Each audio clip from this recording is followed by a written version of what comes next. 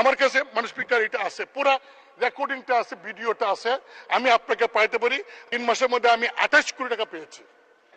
যে বিষয়টা বলবো সেটা আপনিও জড়িত, সংসদ নেতা জড়িত, 350 জন এমপির মধ্যে 349 জন এমপি জড়িত, শুধু একজন ছাড়া। আমাদের এই হাউসের একজন মাননীয় সদস্য, নামটা বলতে চাই না, তিনি নতুন নির্বাচিত হয়েছেন। তিনি ফেসবুকে কিছু বক্তব্য দিয়েছেন, যে বক্তব্যটা আমরা সবাই এফেক্টেড। যেমন 1 নম্বর তিনি বলেছেন জনগণের উদ্দেশ্যে যে আপনারা কি জানেন এমপিরা কত বেতন পায়? তারা তো এটা বলে না, গোপন করে। তিনি বলেছেন যে 1,72,000 বেতন তিনি পেয়েছেন।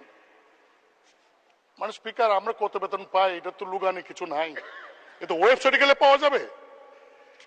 দেন তিনি বলেছেন যে এই 3 মাসের মধ্যে, জানেন 3 মাসের মধ্যে আমি 28 কোটি টাকা পেয়েছি। 28 কোটি টাকা কিভাবে পেলেন? যে 3 কোটি টাকা পেয়েছেন গম টমের জন্য, আর 25 কোটি টাকা পেয়েছেন রাস্তার জন্য।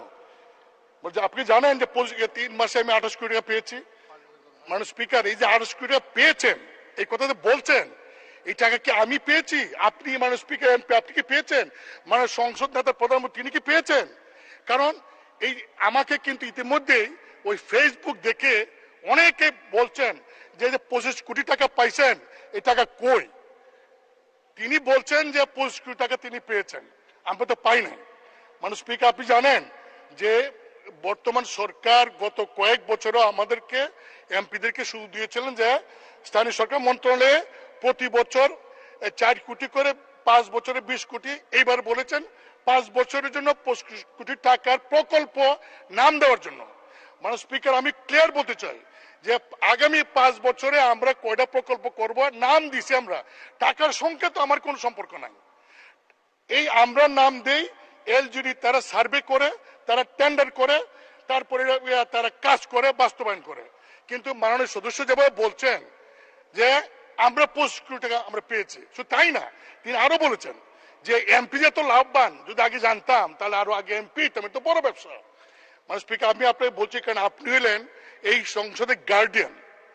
আমাদের কোন সদস্য যদি এমন কোন কথা বলে যে কথায় প্রধানমন্ত্রী মানে স্পিকার সহ 349 জন এমপি সম্পর্কে মানুষের কাছে ভুল বার্তা যাবে, তার সস্তা জনপ্রিয়তা অর্জন করার জন্য যদি এই ধরনের কথা বলে ভুল বার্তা যায়, সেই বিষয়টা আপনি দেখতে পারেন।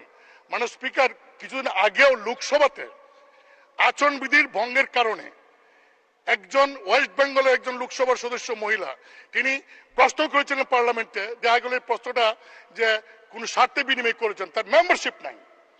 আমি আপনাকে বলবো যে আমরা অনেক কথা বলবো, এখানে ডিবেট করব, কিন্তু এমন কোনো কথা বলবো না, বলতে পারি না, অধিকার আমার নাই যে আমার কথা 349 জন এমপি তাদের ইজ্জতে যাবে, তাদের সম্পর্কে মানুষের মধ্যে একটা ভুল বোঝাবুঝি হবে।